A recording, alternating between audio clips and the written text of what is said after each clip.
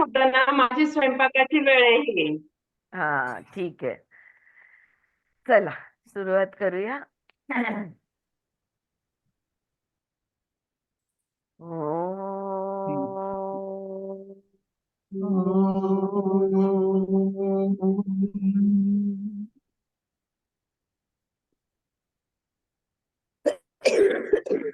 Alright, मैं सबको mute करती हूँ, अगर आपको जरूरत हो तो आप अनम्यूट करके बात कर सकते हैं. ऑल राइट, तो हम लोग बिलीफ सिस्टम पे आप पहुंचे. कल हमने देखा कि एक विचार का जन्म कैसे हमारे, जब किसी बाहर से कोई संवेदना आती है, एक विचार निर्माण होता है और विचारों की पूरी झाल तैयार हो जाती है. और उसी वो अपने इतिहास पे आधारित है. कैसे वाले विचार आएंगे वो हमारे इतिहास पर आधारित होता है. और वो इतिहास जो है वो एक मान्यता पे धरा हुआ होता है, यानी किसी बिलीफ सिस्टम पे उसका सपोर्ट उसको होता है. ओके, तो सो हमने लास्ट में ये ऑल अदर थॉट्स था. तो जो विचार हमारी जो मान्यताएं हैं, हमारा जो बिलीफ सिस्टम है, वो बिलीफ सिस्टम से हमारे विचार फिल्टर होते हैं. जो विचार मायने रखते हैं वो ऊपर रहते हैं, और जो हमारे लिए कोई इतिहास नहीं है, कोई हमारी विचारधारा या हमारे मान्यता पे कोई आधारित नहीं है, वो सारे विचार फिल्टर हो जाते हैं. इसलिए आई थिंक एक घंटे में कुछ 40,000 विचार होते हैं हमारे हमारे दिमाग से. Around 40 to 60,000 thoughts per hour की रेट से चलते हैं. लेकिन बहुत सारे इसमें से फिल्टर हो जाते हैं, जो मायने रखते हैं, जो हमारे अनुभव से जुड़े हुए हैं, वो हम फिर से हमारे अनुभव में आते हैं. Our experience of life, our thoughts and emotions is therefore strictly designed by this system. तो जीवन का अनुभव इस पद्धति से हम लेते हैं, इस सिस्टम से हमारा ये अनुभव होता है. हमारी विचार, हमारी भावनाएं, it is like we are looking at the world through rose tinted glasses. For example, जैसे कि एक रंगीत चश्मा पहनकर हम ये दुनिया को देखते हैं, और हर एक ने अलग अलग रंग के चश्मे पहने हैं. फिर हम लोग जैसे कुछ लोग जो एक जैसा चश्मा यूज करते हैं, वो एक साथ मिल जाते हैं और एक नजरिए से किसी चीज को देखने की कोशिश करते हैं. Would we in any way able to see the world as anything other than rosy, or gray for gray tinted, or brown for brown tinted? तो जो रंग का चश्मा पहना है, दुनिया हमें उसी रंग की दिखती है. और दिखी क्या सकती है? जो रंग से हम देख रहे हैं वही तो दिख सकती है. Our core beliefs determine our reality. हमारा सत्य, जीवन का हमारा अनुभव, हमारा सत्य हमारी मान्यताओं पे आधारित है. ये ये मतलब उसका मूल है. हमारा, हम जो भी चीजों में मानते हैं, और वो ये मान्यताएं कहाँ से आई है?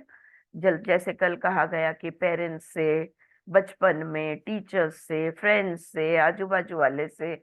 हाँ, लेकिन उसके अलावा धर्म से, संस्कृति से, समाज से, कुटुंब से, और उसके अलावा अनेक जन्मों से हमारी ये मान्यताएं आई हुई है. और उस तरह से हम व्यवहार दुनिया में करते हैं. ठीक है, ये चैप्टर यहाँ पे कोर बिलीफ्स जिसको कहते हैं. कुछ कुछ हम चीजों को मानते हैं, वो मान्यताओं का एक आधार होता है, और उसके नीचे और एक मान्यताओं की लेयर होती है. ऐसे पूरे मान्यताओं के थर होते हैं, और सारी मान्यताओं को फिल्टर करोगे तो एक कोर बिलीफ होता है या एक रूट बिलीफ होता है, जिसपे ये ऊपर ऊपर की सारी मान्यताएं आधारित है. इसको कहते हैं कोर बिलीफ. टू समराइज, ये चैप्टर खत्म हुआ तो इन शॉर्ट देखते हैं. Our thoughts are cooked in the kitchen of our minds, which come equipped with its unique individual set of ingredients. These ingredients are our core beliefs. तो पहले तो core belief क्या है? हमारे दिमाग में जो भी सामग्री है, जो भी वस्तु व्यक्ति विषय जो भी सामान हमारे दिमाग में है, जैसे कि किसी एक किचन में जो सामान है उस सामान के हिसाब से खाना पकेगा, तो हमारे दिमाग के किचन में जो सामान है उसके हिसाब से हम विचार करते हैं, उसमें से हमारे विचार निकलते हैं। और हर एक का अलग होता है, हर एक का किचन अलग, हर एक के किचन के अंदर का सामान अलग, और हर एक की वानगी निकलने वाली वो भी अलग। इन्हीं सामान को, यही चीजें जिनमें से हमारे विचार उत्पन्न होते हैं, निर्मित होते हैं, इन्हीं को कहते हैं कोर बिलीफ। हाँ, कोर यानी मूल और बिलीफ यानी मान्यताएं। Our core beliefs form the language that we use to interpret the experiences of our life.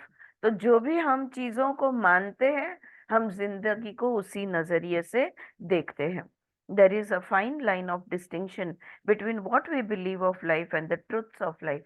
जीवन को हम जो समझते हैं और जीवन जो है, इसमें ना एक बहुत पतली लाइन है, एक बहुत पतली रेशा है, जो कभी कभी हमें दिखता नहीं।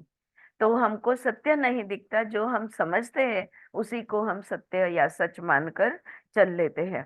Those which we tend to think of as the facts of life more often than not are actually our beliefs about life. और जिन चीजों को हम जीवन का सत्य मानते हैं वो हमारी मान्यताएं निकलती है। Our core beliefs form the bedrock of our mind from which our thoughts take birth. तो वो खत है, वो मिट्टी है, वो खत है, कोर बिलीफ्स हमारे मूल मान्यताएं, जिसमें से विचारों के बीज उगते हैं या विचार हमारे निकलते हैं। There is a whole network of beliefs in place that is unique for each individual. और हर व्यक्ति की मान्यताएं अलग। The system of beliefs that is in place in our minds act as filters and allows only those thoughts that are in keeping with these beliefs to take birth in our individual mind. तो हम तो देखो, जैसे हम समझो हमने गेहूं के बीज डाले, हर बीज फलित नहीं होता, बराबर है ना। तो कुछ कुछ को अंकुर फूट के वो उगने लगता है। तो जो चीजें हमारी मान्यताओं पे पर आधारित होती है वो जल्दी जल्दी उगने लगती है, और जो चीजें नहीं है वो रह जाती है। अवर कोर बिलीव्स डिटरमाइन अवर रियलिटी। हमारा सत्य हमारे मूल मान्यताओं पे आधारित है। ठीक है, तो पहले हमने देखा कि विचार क्या है और कहाँ से आते हैं, फिर हमने देखा कि मान्यताएं क्या है, और मान्यताओं के छिपे के नीचे छुपी हुई और मान्यताएं होती है। इस तरह से अनेक स्तर के नीचे एक मूल मान्यता होती है जिसे कहते हैं कोर बिलीफ। अब अगले चैप्टर पे जाते हैं जिसका नाम है थॉट सिग्नेचर्स। आप जानते हो ना सिग्नेचर क्या होता है? हाँ, सब लोग बैंक में सिग्नेचर करते हैं। आज तक आपके जैसा सही करने वाला, सिग्नेचर करने वाला कोई मिला है? हाँ, हर एक की सिग्नेचर अलग होती है, हर एक की सिग्नेचर खास होती है, और हर एक की सिग्नेचर उनके उनके हिसाब से होती है। उसी तरह से विचारों के भी एक सिग्नेचर होते हैं, देखते हैं। I have always found the activity of looking at fishes in fish tank to be very fascinating pass time. Doctor Newton कहते हैं, अगर किसी फिश टैंक के अंदर जो फिश होती है, जो मछलियां तैरती है फिश टैंक के अंदर, उनको देखते रहना मुझे बहुत पसंद है, और मैं घंटों तक उन्हें देखते बैठ सकता हूँ। It fires my imagination. मेरी कल्पना शक्ति को जैसे कि वो प्रज्वलित कर देता है। ये मच्छियों का की हालचाल जो है, इनको देखना makes me wonder how we humans might appear to someone you might who might probably have the same point of view as the one I am enjoying with regard to the fish. Okay? यहां से हम मच्छी को देखते हैं पानी के अंदर, हाँ, कांच के पीछे, और हमें वो मच्छी जो दिखती है वो दिखती है, जैसे दिखती है दिखती है।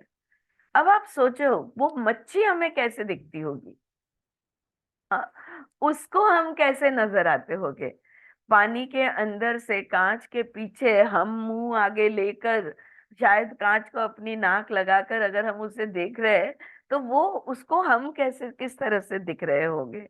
It is also it is also very fascinating to see them untiringly swallow and release water as a respiratory mechanism। और देखो आप, हर सांस में वो पानी निगलती है और फिर से उगलती है, और थकती ही नहीं। कितना भी पानी निगलती रहे उगलती रहे, पर थकती ही नहीं। Draw upon the dissolved oxygen and let go of the rest. जितना चाहिए ऑक्सीजन लेती है पानी के साथ, और जो नहीं चाहिए वो फिर से बाहर फेंक देती है। We are in fact not very different from them. सच देखा जाए तो हम उनसे कोई अलग नहीं करते। We all live in an ocean of energy. हम एक ऊर्जा के महासमुंदर में, महासागर में हम सब तैर रहे हैं, हम सब जीते हैं। एक एनर्जी का ओशन है, एक ऊर्जा का महासागर है जिसमें हम सब जीते हैं।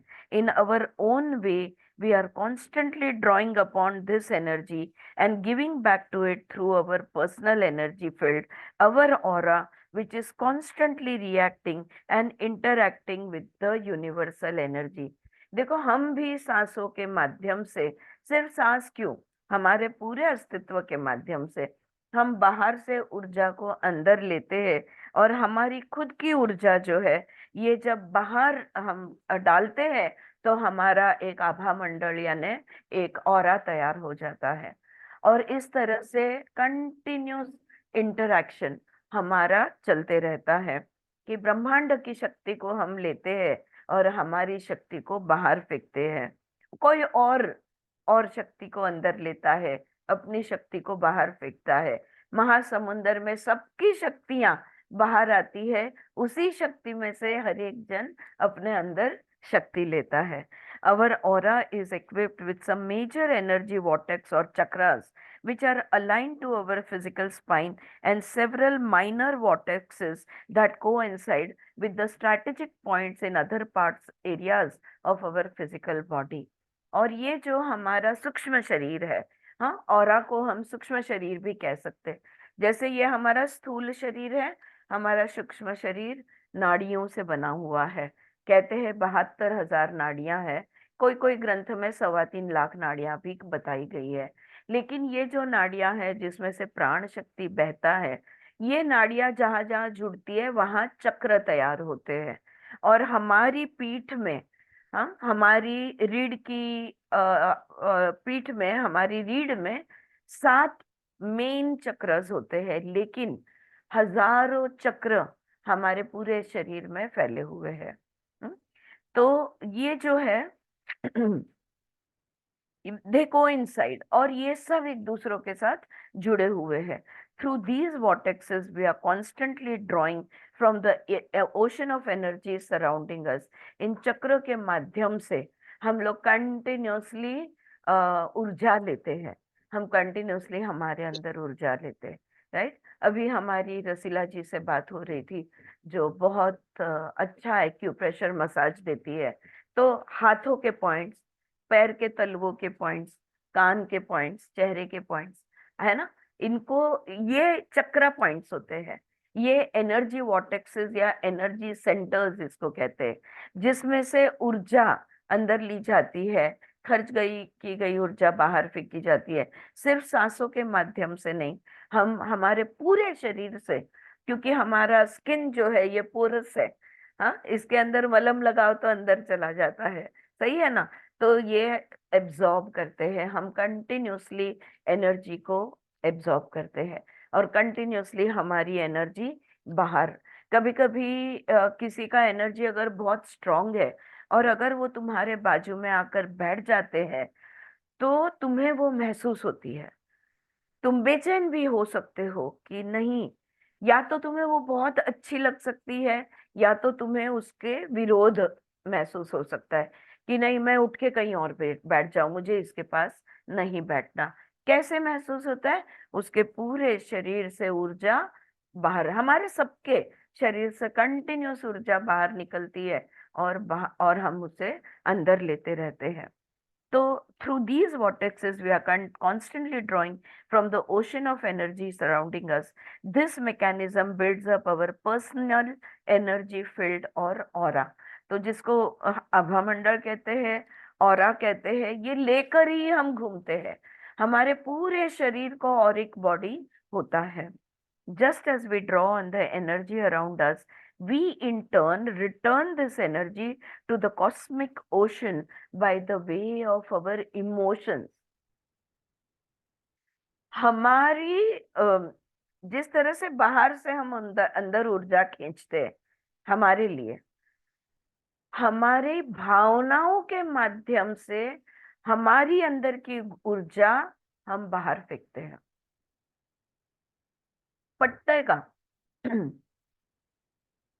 आ रही है बात समझ में?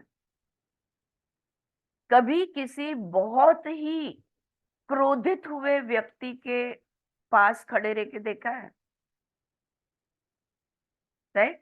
या कभी कोई बहुत अति शांत, हाँ, समाधिवस्थ कह सकते हैं हम, अति शांत व्यक्ति के सामने बैठ के देखा है?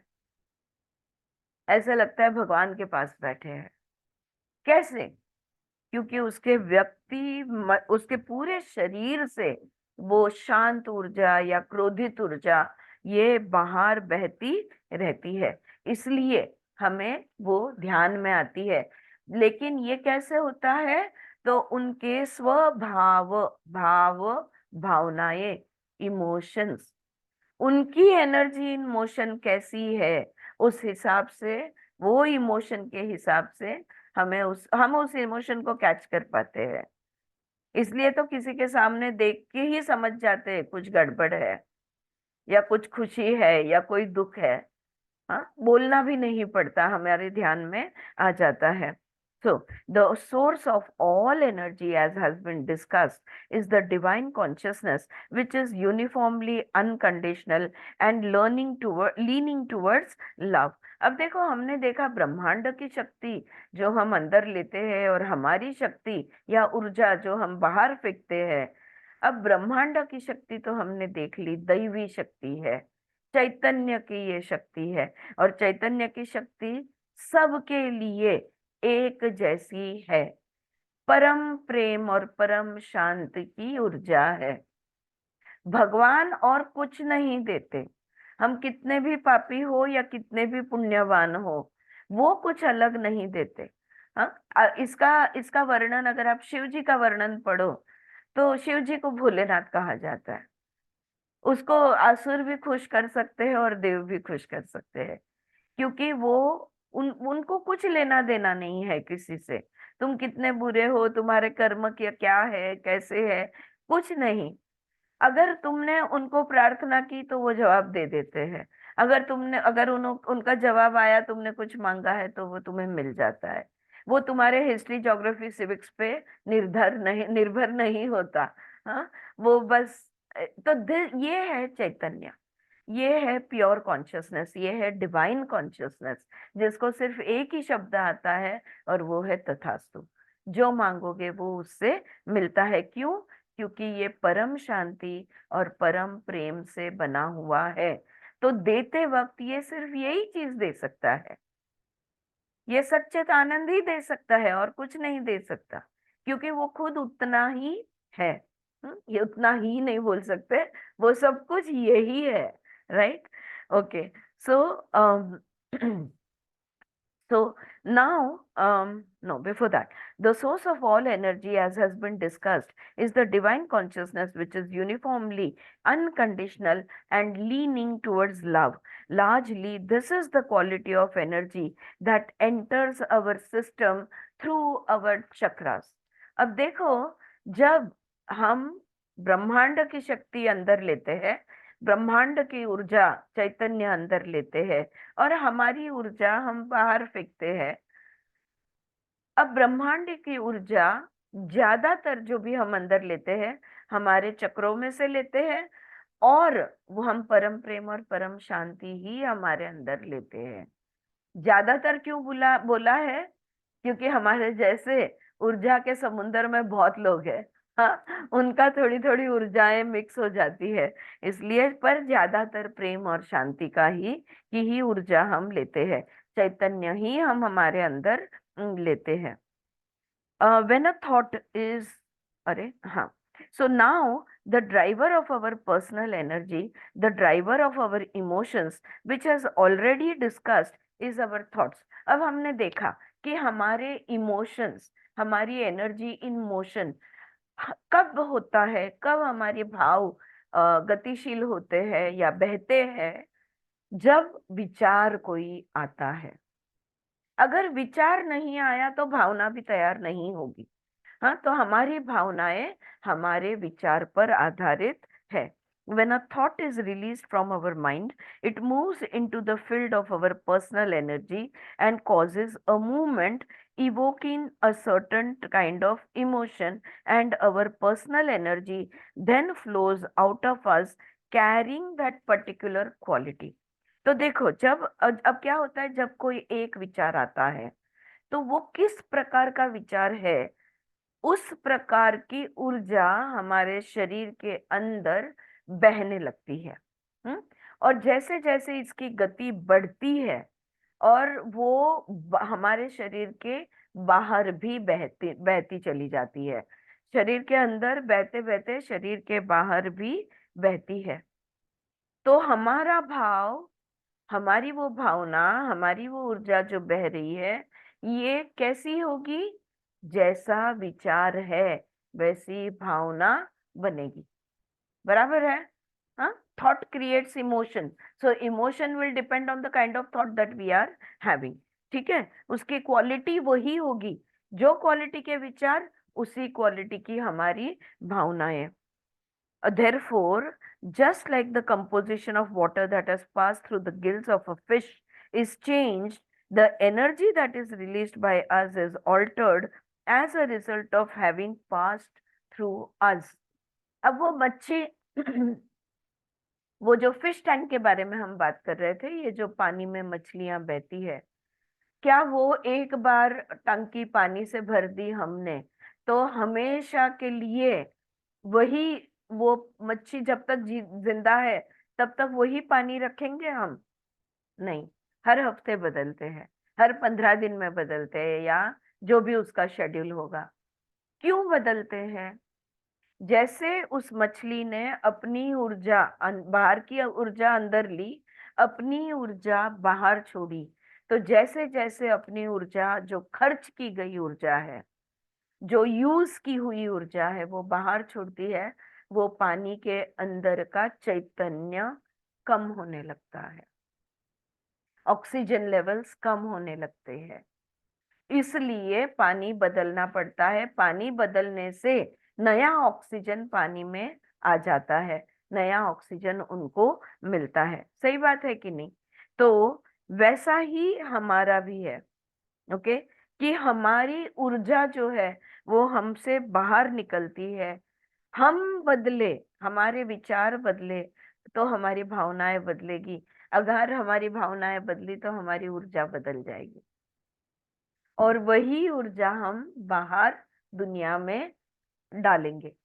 तो ये चैतन्य हमसे गुजर कर बाहर फिर से ब्रह्मांड में मिक्स हो जाता है। Overseeing the going ons in our mind is the supervisory body of our beliefs. अब दिमाग में, मन में क्या क्या हो रहा है, हाँ, इसको देखने के लिए हमारी मान्यताओं में से एक हमें सुपर, जैसे बोलते हैं ना, सुपरविजन करना होगा। एक सुपरविजन होता है। while the whole gamut of thoughts that have ever been thought since the beginning of time is available to each one of us, our body of beliefs filter out those that are not in agreement with it and permits only those thoughts that reinforce them to enter our mind. अब देखो, हमने देखा कि 1 minute में समझो 4,000 विचार हमारे दिमाग में, या 5,000 या 10,000, जो भी, 1 मिनट में अगर असंख्य विचार हमारे दिमाग से गुजरते हैं, तो क्या हर विचार पकड़ के रखा जाता है? नहीं। क्या होता है, हमारी मान्यता, वो मान्यताओं का जो थर है या स्तर है, हमारा जो सुप्त मन है, जहाँ पे हमारी मान्यता बसती है, वो एक फिल्टर की तरह काम करता है। जो हमारे मान्यता के अनुरूप है वो विचार वहां रुकेंगे, बाकी के सारे विचार बह जाएंगे। हाँ, ये बात को हमने देखा। तो विचलिए, और जो रुक गए उनका क्या होगा? वो फिर से उभर कर दिमाग में आएंगे। येतंय लक्षात की वृत्त्या परत परत कशा येतात. योग में हमने सीखा चित्त वृत्ति के बारे में। तो वृत्ति अनेक असंख्य वृत्ति है, असंख्य विचार है जो हमारे अनुरूप नहीं है, हम जो मानते हैं उसके अनुरूप नहीं है, वो बह जाते हैं। लेकिन जो हमारे अनुरूप है वो हमारी मान्यताओं को लग कर फिर से दिमाग में आते हैं। इसलिए एक ही विचार आप बार बार बार बार बार बार सोचते हो, घुमा फिरा कर उसी बात पर आ जाते हो। अगर कोई हमें उस विचार को लेके अगर कोई आर्ग्यूमेंट भी देता है, हाँ, तो भी हम सारा उनके साथ तर्क वितर्क करेंगे, लेकिन घूम फिर के फिर से उसी विचार पे आ जाएंगे। लेकिन ये तो यही है ना। आ रहा है मेरी बात, ध्यान में आ रही है? Are you getting it? या? हाँ, माधवी, स्वाती, लक्षात येतंय की विचार फिरून परत येतात, आणि फिरून परत येणारे जे विचार आहेत, तो समजा 5-7 हजार विचार गेले, त्याच्यातला एकच आहे जो फिरून परत येतो। बरं, तो परत आला की तो परत सुप्त मनात जातो आणि त्याच्यामध्ये त्याला लागून पुन्हा तो वर येतो, तर म्हणजे पुन्हा पुन्हा तो विचार फिरत राहतो। हा स्वाती? हा, म्हणजे आपण त्याला रिवायर करेपर्यंत हा, परत कारण परत तो तो फिरत राहणार. आपल्याला आपल्या सुप्त मनाला पटलेला विचार आहे। हाँ, हाँ, हमें वो मंजूर है वो विचार। So every time when we are confronted with a stimulus, this filter and allow action comes into play, and only one of the many possible thoughts enter our mind. तो हजारों विचार आकर गए, लेकिन एक ही विचार होता है जो घूम के वापस आ जाता है। Having been born, the quality of a thought that determines the kind of emotion it evokes is its wave motion. अब जो नीचे गया था फिर उभरा, फिर नीचे गया फिर उभरा, तो ये जो उसका वेव है, ये जो उसका बहना है, ये उसकी क्वालिटी बनती है। वो क्वालिटी के हिसाब से उसकी लहर तैयार होती है। यानी विचार की क्वालिटी जो है उसके हिसाब से विचार की एक लहर तैयार होती है। Every single thought has a signature wavelength. जैसे हमारे, आपने सबको ईसीजी पता है, राइट? हार्ट का ईसीजी लाइफ में कभी ना कभी तो आपने निकाला होगा। अगर आप ईसीजी को देखोगे, आपको शायद ना पढ़ने आए, जिन जो जो टेक्नीशियन है वो या डॉक्टर है वो पढ़ सकते हैं। तो हर हार्ट बीट का एक PQRST वेव होती है। हम्म? एक हार्ट बीट का एक डिजाइन होता है। उसी तरह हमारे ब्रेन का भी एक एक विचार या आया, यानी उसका एक डिजाइन बनता है। ठीक है? तो हर एक विचार जो लौट कर वापस आता है, वो विचार जो टिक गया, वो एक अपना, उसकी अपनी लहर की एक गिनती होती है। जिसको हम वेवलेंथ कहेंगे। आ रहा है ध्यान में? हर विचार का जो पक्का हो गया है, जो विचार बार बार आकर पक्का हो गया है, उसकी लहर का एक खास चित्र होता है। यानी खास प्रकार की उसकी, उस विचार की लहर होती है, जिसको हम क्या कहते हैं? वेवलेंथ। बिन ईईजी, ईईजी। हाँ, ईसीजी और ईईजी दोनों की मैंने बात की। हार्ट का जो होता है वो ईसीजी है, ब्रेन का जो होता है वो ईईजी है। हाँ, आप जो बोल रही है, ये जो वेवलेंथ है, आप इसे पर वो हम जो ईईजी में देखते हैं वो खाली नंबर देखते हैं। यहाँ पे मैं बात कर रही हूँ क्वालिटी की। हाँ, तो क्वालिटी जो है या उसका रूप रंग जिसको हम कहेंगे ना, तो वो जो क्वालिटी उसकी है, every single thought has a signature wavelength. हर विचार का अपना एक खास, अभी तक हम ईईजी के माध्यम से विचार कौन सा है पहचान नहीं सकते। सिर्फ विचार आए इतना ही बता सकते हैं, और अल्फा कितने बीटा आए। थीटा और डेल्टा बोलते हैं ना। हाँ, तो वो जो लेंथ, वो तो आप, हाँ वो वेवलेंथ आप बोल रही हो, बराबर है कि ये ज्यादा एक्टिवेटेड है, ये ज्यादा शांत है। आप सही बोल रही हो कि जो वेवलेंथ है उसकी लहर कैसी है उसके हिसाब से है। लेकिन हर एक का अपना अपनी एक खास पहचान होती है, ये मैं कह रही हूँ। अब देखो, अगर अल्फा भी है, अगर बीटा भी है, अपना रेगुलर थॉट जो होता है ये बीटा होता है, लेकिन आप कह सकते हो कि क्या विचार कर रही है। अभी अभी मैं सोच रही हूँ तो मेरा बीटा अगर निकाला और आप भी सोच रही हो और आपका बीटा अगर निकाला, तो बता सकते हैं कि मैं क्या सोच रही हूँ और आप क्या सोच रहे हो? नहीं, उसकी मैं बात कर रही हूँ।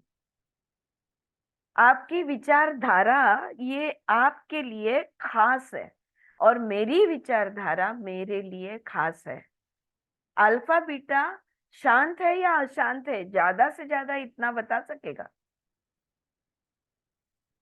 लेकिन किस प्रकार का है, क्वालिटी क्या है, ये नहीं बता सकता। क्या शुभ विचार है या अशुभ है, कम है लेकिन अशुभ है, बहुत ज्यादा है लेकिन शुभ है। अब आप क्या बोलोगी? अब कौन अल्फा है कौन बीटा है? हाँ, आ रही है बात ध्यान में? ये बहुत इंपॉर्टेंट है मीना जी, ये थोड़ा सा एक अलग दृष्टिकोण हमें देगा। अच्छा, मैं बार बार आ रही हूँ उस शब्द पे वापस, वेवलेंथ। हम एक दूसरे को मिलते हैं और अगर हमारा पटता है तो हम लोग क्या बोलते हैं? आपकी मेरी वेवलेंथ सेम है। सुना है ये वाक्य? कहा है एक दूसरे से। यहाँ पे हम सब बैठे एक वेवलेंथ के लोग हैं। The quality of thought, the emotion behind that thought is same. So every thought, यहाँ पे he is making a statement, every single thought has a signature wavelength. एक विचार के बारे में बात कर रहे हैं, एक विचार, अनेक में से, सैकड़ों में से एक, उसका एक वेवलेंथ होता है। Energy being neutral by itself moves as per the wavelength that has been released into it by the thought. अब विचार की एक धारा जो निकलती है, चाहे वो ऐसे निकले, चाहे वो आराम, जैसे मीना जी बता रही थी अल्फा बीटा थीटा कौन से प्रकार की है, तो वो जो धारा निकलती है, ऊर्जा उस हिसाब से बहेगी। एनर्जी उस विचार के हिसाब से ऊर्जा बहेगी। हाँ, घट्टा लाओ बेटा दरवाजा। उस विचार के हिसाब से ऊर्जा उस लहर से बहेगी। काय झालं? इथे कोणीच नाहीये. अमेला विचार हो म्हणाला तर जा.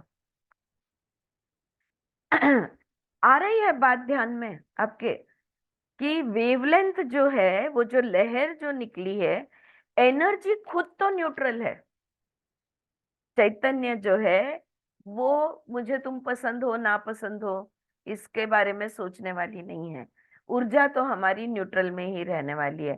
फिर वो जो विचार का जो धारा है उसके हिसाब से ऊर्जा का फोर्स होगा। अरे, तो ऊर्जा उस हिसाब से बहेगी, depending on the duration and the intensity of any given thought. A small ripple or a strong current of energy is created within our personal energy field, which is felt by us as an emotion.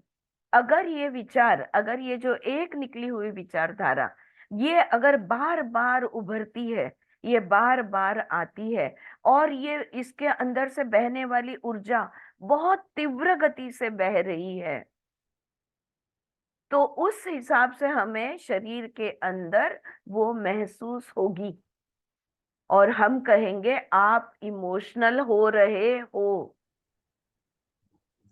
आरतीजी, आपण समजा लग्नाला गेलो ना कुठे, तर जवळचे लोक त्याच्यापेक्षा लांबचे आणि त्याच्यापेक्षा लांबचे लोक या ऊर्जेने ओळखता येतात. की बरोबर. आनंद. हं. अगदी छान उपमा दिली तुम्ही, खरंच. की ओळखता येतात की आपले हे ह्यांच्या घरचे वाटतायत, ह्या मुलीकडचे वाटतायत, हे मुलाकडचे वाटतायत. अगदी बरोबर.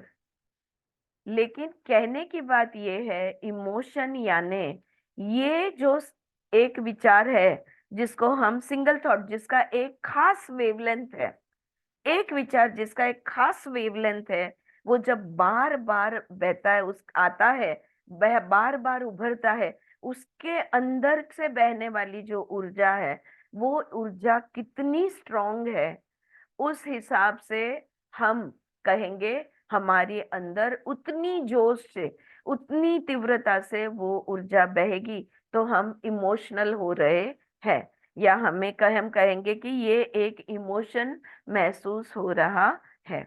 The intensity of the emotion is directly proportional to the intensity of the thought. इसको अंडरलाइन कर लो।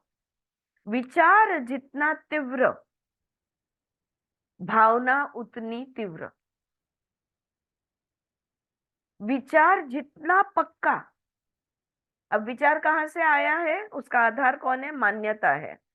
तो आपका विचार जो है वो जिस मान्यता पे आधारित है, वो जितना पक्का हो, क्योंकि वो बार बार आया है और बार बार आपने अनुभव लिया है।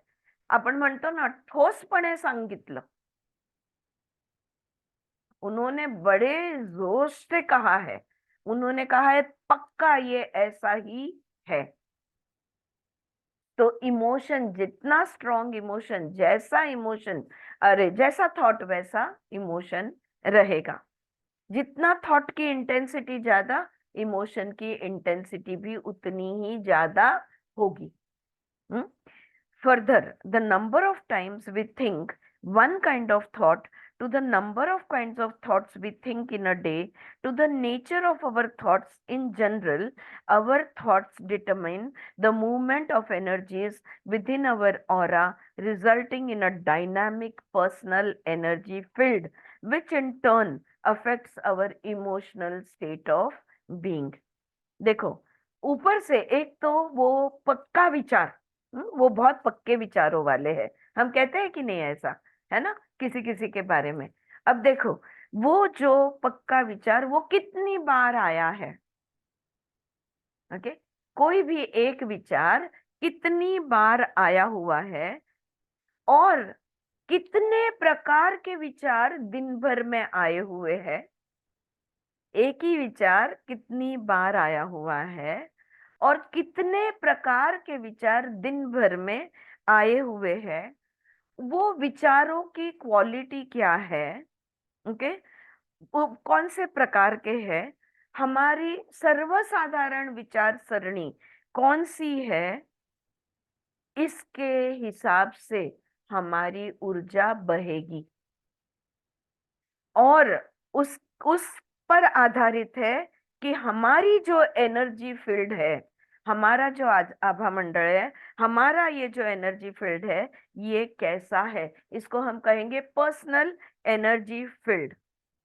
और ये फील्ड के हिसाब से हमारी भावनाएं तीव्र या मधु, या मतलब जेंटल और स्ट्रॉन्ग, या हमारी भावनाएं कैसी है, तो हमारा पर्सनल एनर्जी फील्ड पे आधारित है कि हम लोग इमोशनली कितने रिएक्टिव है। हम कितने वो तो ना बहुत ज्यादा इमोशनल है यार, बात बात में इमोशनल हो जाती है, वो एनर्जी फील्ड ही उसकी वैसे बन गई है। क्यों?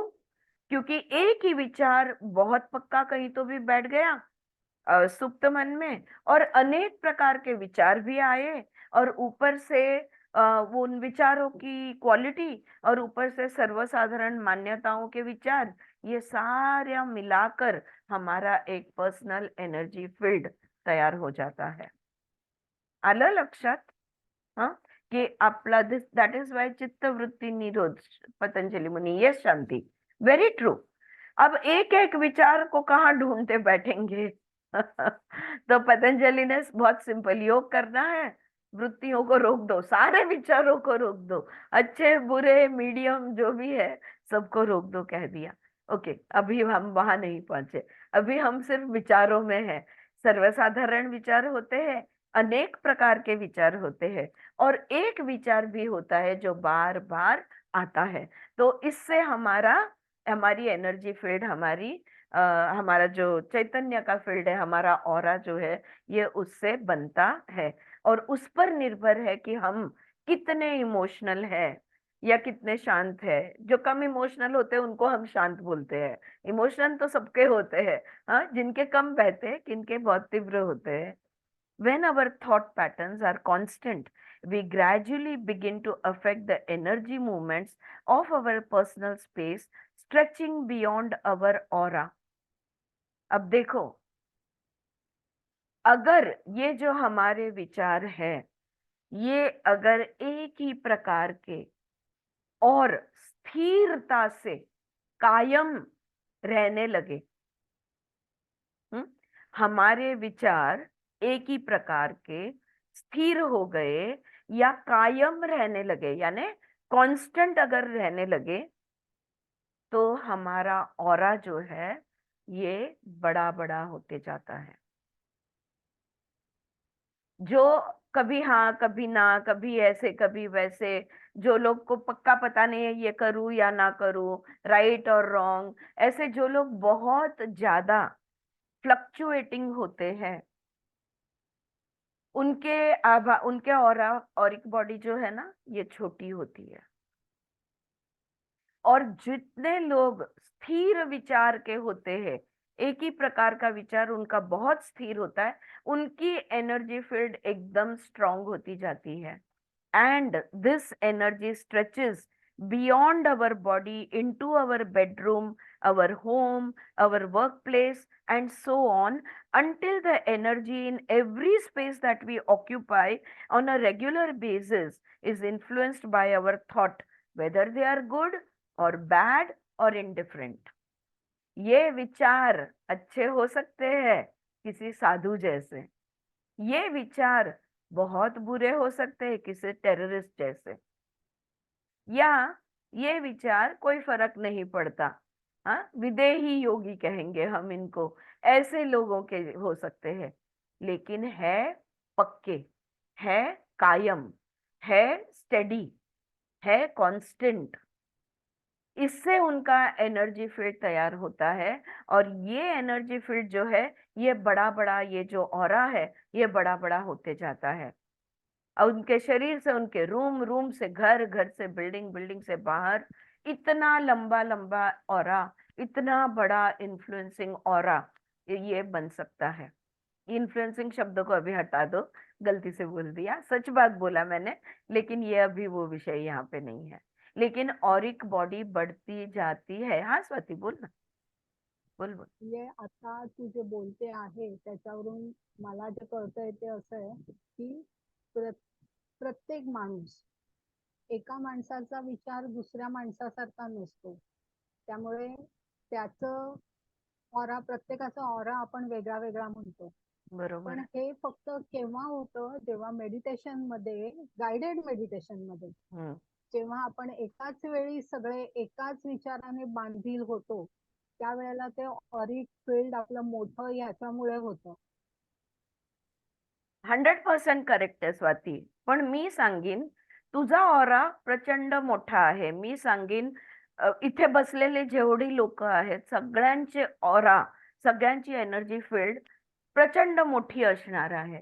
कशावरून सांगीन मी हे, बताओ. आपण विचार, आपले जे विचार आपण करतो आहोत, हो, अनुभव, एकमेकांचा अनुभव जो येतो. नो नो नो, एक शब्द जो इकडे मी वापरला आणि जो मी परत परत, आणि त्याचा अर्थही मी वेगळा वेगळा सांगितला, वो एक आपण, आय विल टेल यू, आपण सगळे at least for the last 15-20 years अभ्यासात आहोत. आपले ऑरा मोठेच असणार आहे. तू चांगला अभ्यास करते का वाईट अभ्यास करते ह्याची बात नाहीये, पण आपण सातत्याने योग मध्ये आहोत. आता त्याचा परिणाम चांगला आहे म्हणून आपण म्हणणार की चांगलं अच्छा, म्हणतो. हाँ, हा मग हमारे इथे आपल्याला सबके ऑरा बड़े इसलिए है क्योंकि हम बरसों से एक ही प्रकार के विचारधारा से चल रहे हैं. जो यहाँ पे our thought patterns are constant. आता तू बोलताना माझ्या एकदम लक्षात आलं, म्हणून आपण ते बघ टेररिस्ट कमिटीज ज्या असतात त्यांचं पण त्या पद्धतीने डिस्ट्रक्टिव्ह. पिक्चर मध्ये बघितलं तरी दिसतं ते जाणवतं ते. Hi Smita, good to see you. So isn't that true? Because हमने हमारी विचारधारा को एक स्तर पे रखा है और बरसों से एक विचारधारा से हम चल रहे हैं, इसलिए ऑरा बड़े तो होने ही है. अब वो विचारधारा अच्छी है, बुरी है या इंडिफरेंट है, इससे कोई फर्क नहीं पड़ता. लेकिन हम सब स्ट्रॉन्ग विचार के हैं. हम किस चीज में मान्यता, हमारी मान्यताओं का आधार क्या है? हमारी मान्यता, कोर बिलीफ्स हमारी कौन सी है? सच्चिदानंद, ये हमारी कोर बिलीफ है. शांति से जीना, जिंदगी सुंदर है, ये सारी हमारी कोर बिलीफ्स की विचार है, जो एक जैसे विचार है. हम लोग लड़ाई झगड़े में नहीं गिरेंगे, हम लोग लड़ाई झगड़े न करवाएंगे न करेंगे. ये एक जैसी मान्यता है. जब ये कांस्टेंट रहती है तो हमारी एक पैटर्न बन गई है. ये हमारा धागा है, इस कपड़े से हम बने हुए हैं. ये जो कपड़ा है ये हमारे विचारों से बना हुआ है और हमारा भावना उस हिसाब से चलती है. इसलिए हम बहुत ज्यादा भावुक नहीं होते.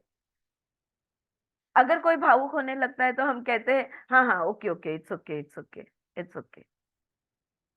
है की नाही? पटतंय का जे काय बोललो आता ते? हा, सुचित्रा, माधवी झोपले नाही ना? All right. Okay, whether it's good, bad, or indifferent, the energy flow is regular, constant for a long time. And so the energy field which is created is also huge, large, extends beyond our body, into our houses, into the place. पता है, मैंने एक किताब में पढ़ा था और उसके बाद में मैंने ऑब्जर्व किया था. उस किताब में सिचुएशन, वो स्टोरी बुक में इस तरह से उन्होंने दी थी कि स्विमिंग पूल है और स्विमिंग पूल के आजू बाजू में बहुत सारे लोग हैं. पूल के अंदर भी लोग हैं, वो जो कुर्सियां होती है रिक्लाइनर्स, उस पे भी बहुत लोग हैं. और सब अपना अपना कुछ ग्रुप्स में, दो दो का, तीन तीन का, अपना अपना कुछ चलता है. और वहां पे हमारा ये हीरो आता है.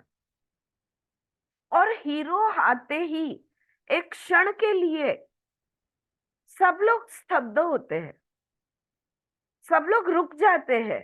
If you remember, I think this is in Redfield's book. सब लोग रुक जाते हैं. शांबालाचं पुस्तक है ना, त्याच्यामध्ये हे आहे. और उनको एक सेकंड के लिए ध्यान में नहीं आता कि हम लोग क्यों रुके, और फिर वापस से अपना अपना कुछ करने लगते हैं. लेकिन हर एक जन नोटिस करता है कि ये एक आदमी आया हुआ है. इसलिए नहीं कि वो हमारा हीरो है, इसलिए क्योंकि उसकी एनर्जी फील्ड इतनी बड़ी थी कि वो जिस हॉल में, जिस रूम में, जिस जगह पे जाता है, सबको उसका प्रेजेंस महसूस होता है. आपको भी अनुभव हुआ होगा किसी भी पार्टी में एक जन के आने के. अब वो विलेन है या हीरो है कोई मायने नहीं रखता. वो विलेन भी हो सकता है, वो हीरो भी हो सकता है, इट डजंट मैटर, राइट. लेकिन और एक बॉडी, इसको मैं उदाहरण दे रही हूँ एक एनर्जी फील्ड समझने को, कि ऐसे लोग जो स्ट्रॉन्ग एनर्जी फील्ड्स कैरी करते हैं, वो उनका प्रेजेंस चुकता नहीं. सब लोग को पता चलता है, अच्छा कोई तो भी आया. पहचानते नहीं है तो भी बोलते हैं अरे कोई आया. Alright, so this, did you know that the water in a fish tank has to be changed regularly in order for the fish to be healthy? ये मैंने already समझाया. Or else the water will be so full of carbon dioxide that has come from the fish, it could end up making them very sick, even kill them. Okay? ये बात मैंने समझा है कि हमें फिश टैंक का पानी क्यों बदलना पड़ता है, ऑलरेडी मैंने बता दिया. जहां जहां पे देखो, अब अगर, हाँ सुचित्रा बोल ना। फक्त तुम्ही म्हणला ना की कोणी आलं तर त्याचं जर औरा चांगला असेल तर एनर्जी फील्ड चांगला असेल तर ते आपल्याला जाणवत. कळतं किंवा हं. हा जाणवतं. आता समजा त्या हॉलमध्ये 50 लोक बसलेली असतील तर त्या 50 जणांना ते कळणार का? हो. का त्यांच्या त्यांच्या एनर्जी प्रमाणे त्यांना ते फील होईल असं मला नाही विचारायचं. नाही, सगळ्यांना कळणार. हम्म. त्यांच्या त्यांच्या अच्छा. एनर्जी प्रमाणे ते लक्ष देतील किंवा दुर्लक्ष करतील, हम्म. पण कळणार सगळ्यांना. अच्छा. त्यांचे इगो स्ट्रॉंग आहे, कोण आलाय काय माहित, आपल्याला काय करायचंय. हा. म्हणजे लक्ष वेधून घेतात त्या व्यक्ती असं. हम्म. हम्म. करेक्ट, लक्ष वेधून असं. घेतात. हम्म. कुठेही गेले तरी त्यांच्याकडे लक्ष जातं लोकांचं, चार हम्म. चौघांचं, डिपेंडिंग त्यांचा ऑरिक बॉडी किती मोठा आहे त्याच्यावर आधारित आहे. Okay. there was a point that I wanted to make. Anyway, आ गई थॉट सिग्नेचर्स, ध्यान में आया? हाँ, कि थॉट सिग्नेचर्स क्या होते हैं? वो जो विचार जो बार बार आया है, हाँ, हमारी मान्यता से निकलता है और स्ट्रेंथन अप होता है, उससे हमारी एनर्जी बॉडी बनती है. एनीवे, समरी में उसको फिर से कवर करेंगे. तो वी ऑल लिव, तो ये चैप्टर खत्म हुआ. और to summarise, we all live in an ocean of energy. हम एक ऊर्जा के महासागर में सब लोग जी रहे हैं. Just as we draw on the energy around us, we in turn return this energy to the cosmic ocean by way of our emotions. तो जैसे हम बाहर से अंदर ऊर्जा खींचते हैं, वैसे हमारी भावनाओं के माध्यम से हमारी ऊर्जा बाहर डालते हैं. The quality of energy that is released by us is altered as a result of having passed through us.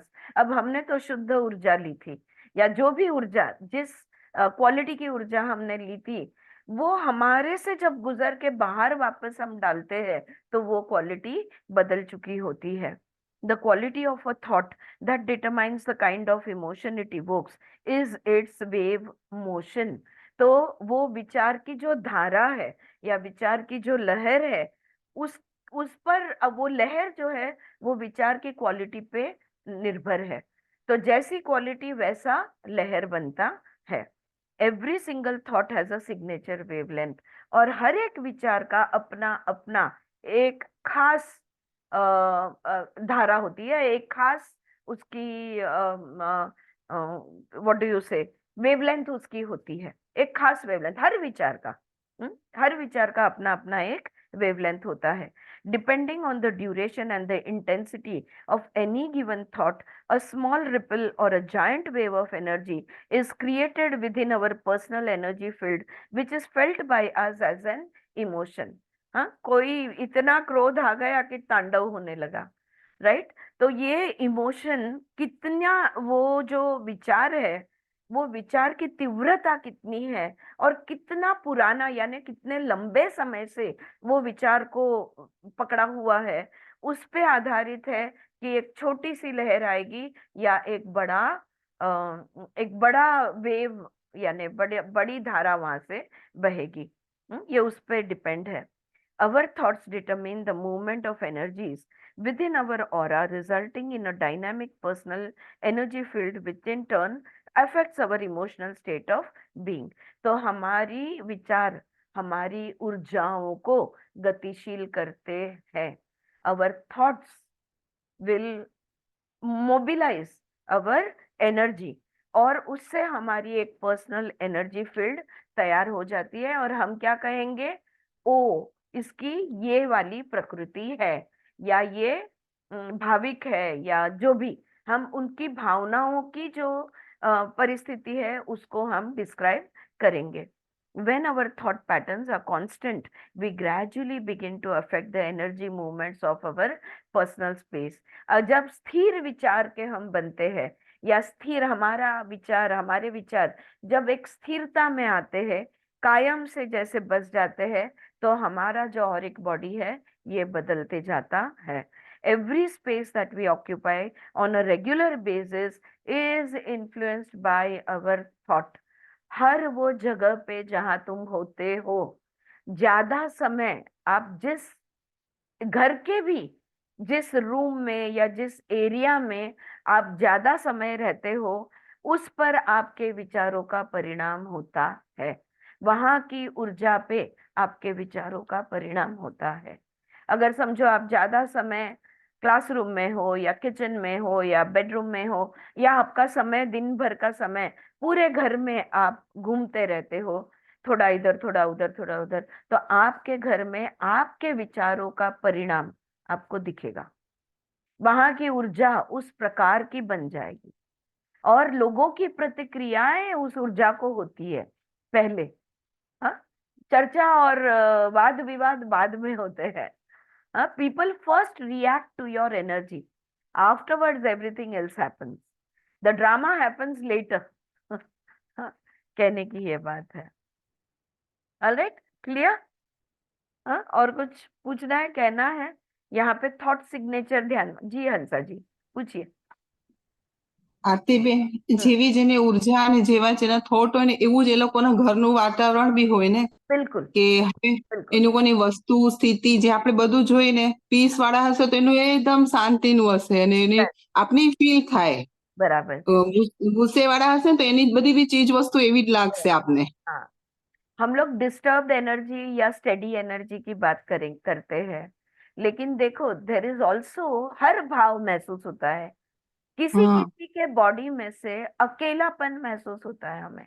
હમ, हम कह सकते हैं ये व्यक्ति है ना बहुत अकेला है। कैसे कह सकते हैं? उसकी ऊर्जा हम पढ़ पाते हैं कि वो उस प्रकार की ऊर्जा रेडिएट करता है, वो एनर्जी उससे निकलती है जो हमें कहती है कि ये बहुत अकेला है। हाँ, तो हाँ, घर में हमारी घर के लोगों के विचारों के हिसाब से, और देखो घर में ना, इसलिए हमारे यहाँ हाउसवाइफ जिसको कहते हैं या जो गृहिणी जिसको हम कहेंगे, इस पर पूरा कुटुंब डिपेंड होता है, बिकॉज હમ, घर में ज्यादातर वही रहती है, बाकी क्या आके आते जाते रहते हैं, तो उसका स्वभाव कैसा है उसको प्रतिक्रियाएं उसके घर वाले देंगे, because she spends most of the time in that space. Alright, अगर कोई अपने ऑफिस में उतना समय अगर रहता है तो ऑफिस की ऊर्जा उनके विचारों के हिसाब से बन जाएगी, जो भी स्पेस आरती आप। बेन, हाँ, एक क्वेश्चन था। मतलब जिसका पावरफुल ऊर्जा रहेगा वो हाँ ऊर्जा का असर ज्यादा होता है, ऐसा ना? हाँ हाँ, सही है, बिकॉज उसकी बहुत लंबे समय से स्टेडी इंटेंस ऊर्जा है, तो वो महसूस तो होगा ही। ऑलराइट।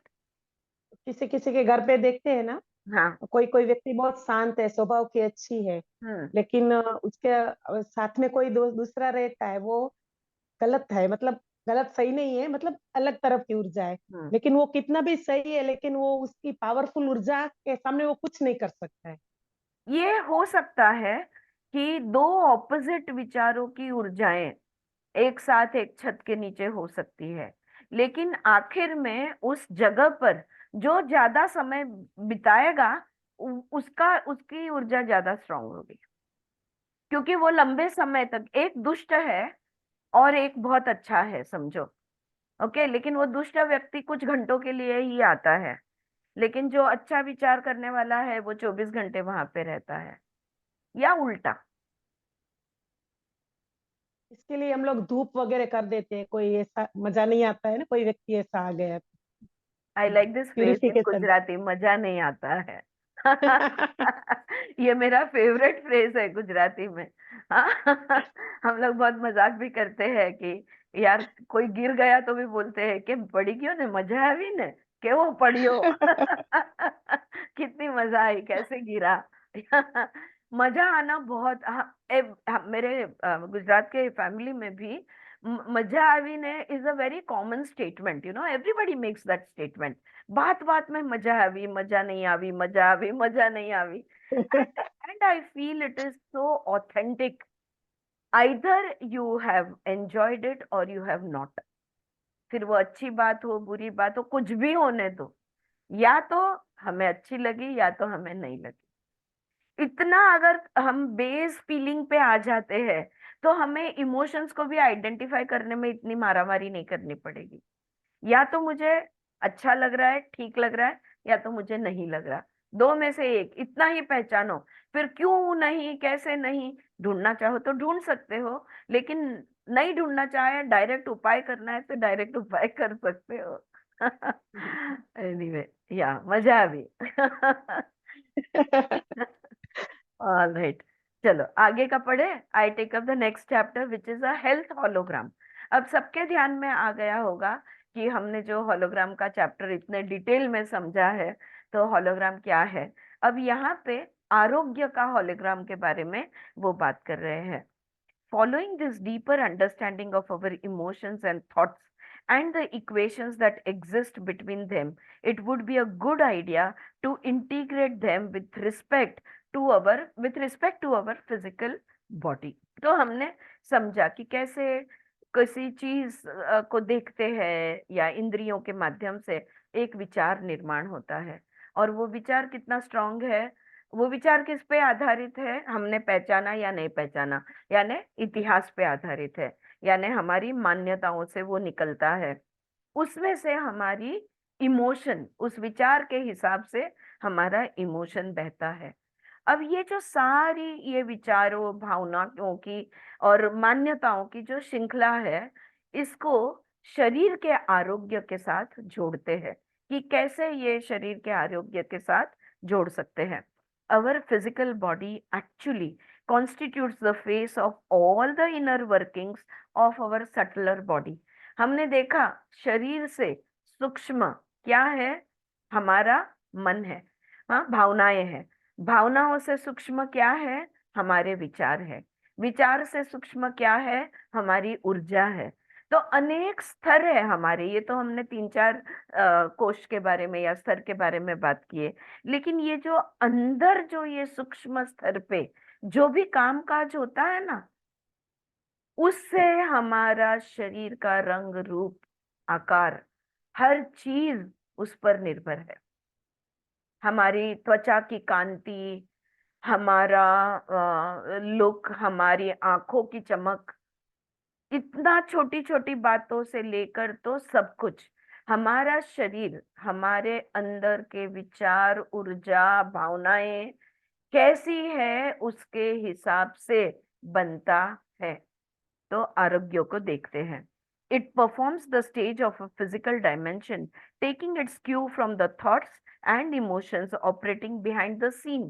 हमारा शरीर यानी स्टेज है, लेकिन देखो स्टेज के पीछे कितना कामकाज चलता है। हाँ, तो स्टेज के पीछे वैसे ही हमारा शरीर ये बाह्य रूप है, लेकिन अंदर कितना कुछ हो रहा है, और अंदर जो हो रहा है उसके हिसाब से स्टेज पर प्रेजेंटेशन होगा, बाह्य रूप उसके हिसाब से बनेगा। A good deal of the credit or discredit, as the case may be, for its performance therefore lies there. तो शरीर कैसे काम कर रहा है, शरीर बहुत अच्छा काम कर रहा है, अच्छा काम कर रहा है, कोई रोग नहीं है, कोई तकलीफें नहीं है, बहुत अच्छा काम कर रहा है या नहीं कर रहा, ये अंदर पर, हमारे अंदर जो कामकाज हो रहा है ना, उस पर डिपेंड है। अब हम लोग ज्यादातर बहुत अच्छे या बहुत बुरे में तो आते नहीं, हम लोग क्या है, हम लोग मिक्स बैग है। हमारी कुछ कुछ अंदर अच्छी बातें होती है और कुछ कुछ हमारी इतनी अच्छी नहीं होती है, तो हमें कुछ कुछ तकलीफें होती है। बरोबर बोलते हैं कभी, राइट? हाँ, सही बात है। तो क्योंकि 100% ऑल क्लियर नहीं है, लेकिन 100% बुरा भी नहीं है, तो बाहर जो शरीर रूप में अगर कुछ बिगड़ता है, तो अंदर कुछ कुछ बिगड़ा है, वो शरीर के बाह्य रूप में दिखेगा। अच्छा, कोई भी चीज प्रकृति में परमानेंट नहीं है, कायम कुछ भी नहीं है। Change is the only constant. हर चीज बदलते रहती है, अंदर का कामकाज भी जैसे बदलेगा, शरीर बदलेगा। तो शरीर में अगर कुछ तकलीफ है, अंदर झांक कर देख लो, कामकाज में कहाँ गड़बड़ कर रहे हैं अंदर के, वो अगर दिख जाए, अगर मिल जाए धागा, तो बाहर अपने आप करेक्शन हो जाएगा। अंदर करेक्शन कर दिया तो बाहर करेक्शन होकर ही रहेगा। a good deal of credit or discredit as the case may be for its performance therefore lies there. This reminds me of an incident during my student days when I participated in a college drama festival. इस पर से ना Newton doctor कहते हैं यहाँ पे कि मुझे मेरे कॉलेज के दिन याद आ गए। कॉलेज में हमने एक हमारे ड्रामा हमने किया था, हमारा फेस्टिवल था कॉलेज फेस्टिवल, जिसमें हमने एक ड्रामा किया था। I played the role of a policeman in a murder mystery that we were staging. अब एक मर्डर मिस्ट्री की हमने मतलब खेल रचा था और उसमें मैं पुलिसमैन बना था। कि जो एक किसी का खून हो गया है, किसने किया है पता नहीं, तो उसमें एक रोल था पुलिसमैन का जो डॉक्टर न्यूटन खुद ने किया था। Needless to say, the days preceding the D-Day saw frantic practice and rehearsals. और पता है ना, कोई भी ड्रामा करने से पहले, फाइनल ड्रामा करने से पहले बहुत सारी प्रैक्टिसेस होती है, रिहर्सल हम करते हैं। It was a full length rendition with 5 acts. और ये जो ड्रामा था इसके 5 भाग थे, तो बहुत लंबा था, शायद 2 घंटा या 3 घंटे का ड्रामा रहा होगा, जिसके 5 हिस्सों में ये ड्रामा वो करने वाले थे। And all the characters had many sheets of dialogues each. और सबको इतने लंबे चौड़े डायलॉग थे, क्योंकि इतना 2-3 घंटे का ड्रामा करना यानी कितने सारे डायलॉग रहेंगे, तो सब लोग बहुत ही काम को लगे हुए थे कि डायलॉग्स बाय हार्ट करो, अपना रोल देखो। To begin with I was only in charge of the costumes and props. जब हमने प्रैक्टिस शुरू की और जब हमने ये ड्रामा करने का सोचा, तब मुझे सिर्फ सबके कॉस्ट्यूम और जो प्रॉप्स यानी जो सेटिंग होता है ना, वो सेट की जवाबदारी मुझे दी गई थी कि प्रॉप्स आप देखोगे, सेटिंग आप देखोगे और सबके कपड़े जो है कॉस्ट्यूम्स आप संभालोगे। However, just a few days before the show, one of the lead actors fell ill and I ended up filling in for him in the role of the policeman. लेकिन policeman का role जो कर रहा था, कुछ दिन पहले ही वो बीमार हो गया और फिर मुझे कहा गया कि अब पुलिसमैन का रोल आप कीजिए। It being an intercollegiate affair, there was a lot of college pride at stake, which made me extremely nervous about the dual responsibility that was now unexpectedly laid on my shoulders. देखो, मुझे तो सिर्फ costume पीछे रह के संभालना था, set मुझे देखना था, अब अचानक से मुझे रोल भी करना है और ये कोई छोटा मोटा प्ले नहीं था और ऊपर से कॉलेज की इज्जत का सवाल था, तो इसका भी मुझ पर दबाव आने लगा, मैं नर्वस होने लगा। Well, the day arrived and so did the stipulated time for our play. I managed to keep my jitters under control and was mentally prepared to make my entry, and so I thought till I actually walked out onto the stage. और सब लोग काम पे लगे थे और ये अपने मुझ पर, मेरे कांधों पे ये एक्स्ट्रा जवाबदारी दी गई थी और ऑब्वियसली मैं नर्वस था, लेकिन मैंने अपनी नर्वसनेस को कंट्रोल में रखा और मैंने सोचा नहीं नहीं, मैं तो मेरा रोल अच्छी तरह करके ही रहूंगा, ऐसा मैंने सोचा और मुझे लगा नहीं नहीं, मेरा रोल अच्छा प्रैक्टिस हो गया है, मैं ठीक से कर पाऊंगा, ये मैंने सोचा जब तक कि मेरी स्टेज पे एंट्री नहीं हुई। ओके, स्टेज पे जाते ही, at the sight of all the faces in the audience looking up at me, waiting for me to deliver my lines, I froze into a blank silence. और stage पे जाते ही सारे लोग, इतने सारे लोग, सबकी नजर मुझ पर और सब रुके हैं कि अब मैं मेरी लाइनें बोलूंगा। मैं मौन हो गया, मैं बिल्कुल चुप हो गया, मैं कुछ बोल ही नहीं पाया। I could not remember the first thing I had to say or the second or even third for that matter. मुझे कुछ याद नहीं आ रहा था कि मैंने क्या, मेरे डायलॉग्स है, मैंने क्या बोलना है, पहले क्या बोलना है, बाद में क्या बोलना है, बस मैं बिल्कुल शॉक में चुप हो गया था। I began to shoot helpless glances towards the wings, silently pleading for the prompter to give me a cue. अब स्टेज के बाजू में पर्दे के आड़ ना लोग खड़े होते हैं और स्पेशली अगर कोई एक्टर डायलॉग भूल जाए तो उसको क्यू देने के लिए हमेशा एक व्यक्ति रखा जाता है जो वो याद दिलाए उसको धीरे से कि भाई तुमने ये बोलना है। तो वो बोल रहा है मैं इधर उधर देख रहा हूँ, विंग्स में देख रहा हूँ कि भाई कोई मुझे क्यू दे दे ताकि मैं वो बोल पाऊँ, मैं अपने लाइन बोल पाऊँ।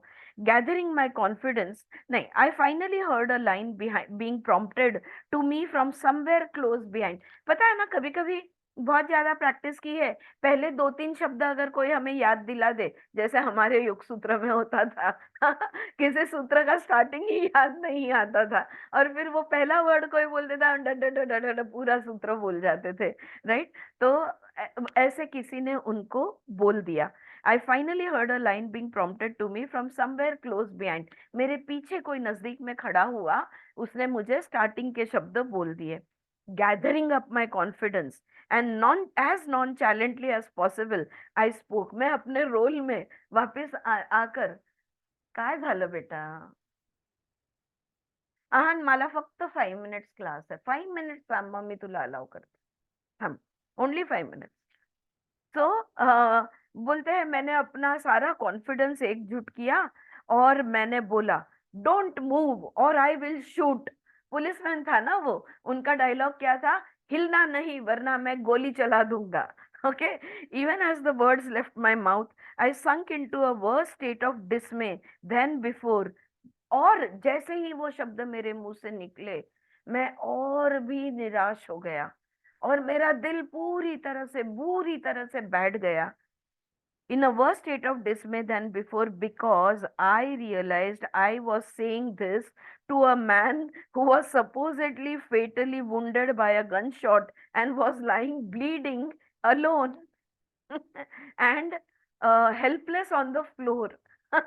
जो आदमी को गोली लग चुकी है, मर चुका है, वो मर के स्टेज पे खड़ा है, उसी को मैं गोली दिखाकर बोल रहा हूँ हिलना मत वरना मैं तुम्हें गोली मार दूंगा। I was the police man who comes running in on hearing the gonna go of. जब बंदूक चलती है तब मुझे दौड़ कर आना था। There was a deafening roar of laughter that rose from the teenage audience on whom this faux pas was not lost. पूरा ऑडियंस जोर जोर से हंसने लगा, सारे स्टूडेंट्स हंसने लगे। I did not manage to live down this blunder for a long time. और आप समझ सकते हो, जब तक मैं कॉलेज में रहा, जहां भी मैं जाता, लोग कहते डोंट मूव और आई विल शूट। हिलना नहीं वरना मैं गोली छोड़ा। जो भी उसको पूरे कॉलेज में बस ये एक ही डायलॉग से चिढ़ाते। It was the common refrain from all corners every time I walked in the corridors of my college. The fact that the prompter had missed a couple of sheets from the script and had prompted the wrong lines did not seem to matter to anyone. जिसने उनको धीरे से कान में जो dialogue की starting के शब्द बोलने थे, उसने गलत पन्ने से गलत शब्द सुनाए थे जो इन्होंने आगे बोले। ये किसी ने ये ध्यान में नहीं लिया कि उनके पीछे जो था, जिसने उनको सही क्यू देना था, उसने गलत क्यू दे दिया था और इसलिए इनके मुंह से गलत डायलॉग निकल आया। All right, so although experiences such as this color our memories of student life and make them interesting, there are similar faux pas we commit on the larger stage of life and are left facing the consequences. जिंदगी में भी ऐसा होता है। फॉपा यानी French शब्द है ये दोनों, इसका मतलब होता है गलती करना, यानी मुंह के बल गिरना। ओके, फॉपा इज जब हम लोग एम्बैरस हो जाते हैं, या हम कहते हैं ना तोंडावर पडलो मी, असं म्हणतो ना, त्याला फॉपा म्हणतात। सो एनीवे, जिंदगी में भी यही होता है, कई बार हमारी गलती नहीं होती और फिर भी हम मुंह के बल गिर जाते हैं, राइट। लाइफ में ये होता है और फिर परिणाम हमें ही भुगतने पड़ते हैं। इस बात पे मैं यहाँ रुकूंगी अब, इस बात का, क्योंकि इट्स टाइम अप, और इस बात का और आगे वो जो समझाते हैं ये हम एक साथ कर लेंगे। अभी तो आप कहानी याद करो, कहानी याद रखो और हुआ था। जी चारू जी। देख मैं 12th में थी ना, जी जी। तो स्कूल में डिबेट थी। हाँ डिबेट में मैंने पार्ट लिया था, जी। तो आगे से सब तैयारी करके निकली थी मैं। हाँ और डिबेट में तो पूरी स्कूल के बच्चे रहते हैं ना, हाँ तो मेरा नाम आया, मैं खड़ी हुई, जी। तो इतना डर गई मैं सबको हाँ देख के। श्रीमान सभापति जी, इसके आगे कोई बोल ही नहीं सकी वर्ड। तो हमारे सर थे, वो बोले आगे बोलो पुष्पा, आगे बोलो। बिल्कुल इतना स्थिर हो गई मैं कि बस कुछ समझ नहीं आ रहा था क्या करो। हाँ नेगेटिव पॉजिटिव के ऊपर ही बोलने का था, जी जी जी। हाँ नहीं लेकिन बोल बोल नहीं पाई। पाई, फ्रीज हो गए, हम कहते हैं फ्रीज हो गए। इतना अभी हंसी आती है। अभी हंसी आती है, लेकिन तभी कितना सिमट जाते हैं हम, कितना हाँ, लज्जित हो जाते हैं कि अरे और ये बहुत होता है, सब- ये होता है। जैसे वो ममता है ना, योगा मीन्स 1 आवर का पार्ट लेने के टाइम हाँ भूल गए तो को टीचर की तरफ देखते हैं, अगर को टीचर को याद है तो अच्छी बात है, नहीं तो पूरे गए काम से, है ना ममता?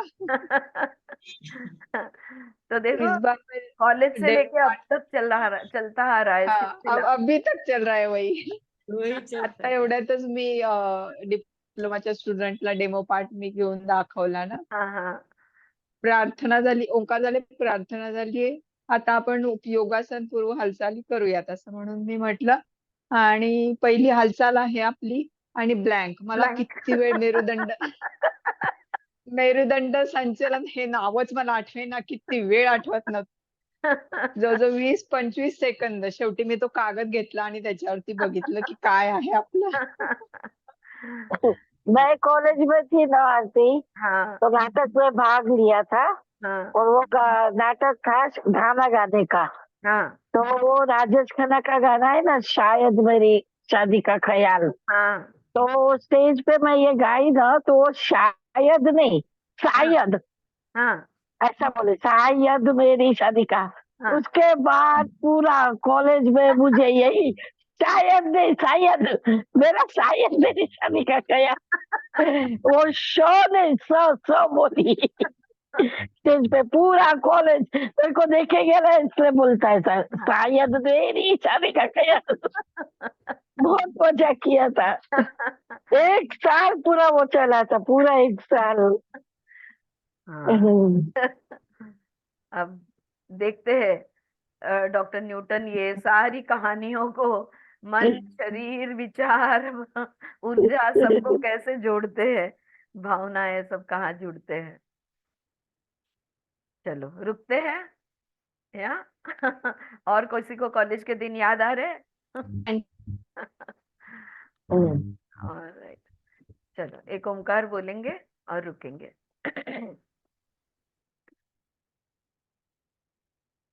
ओम।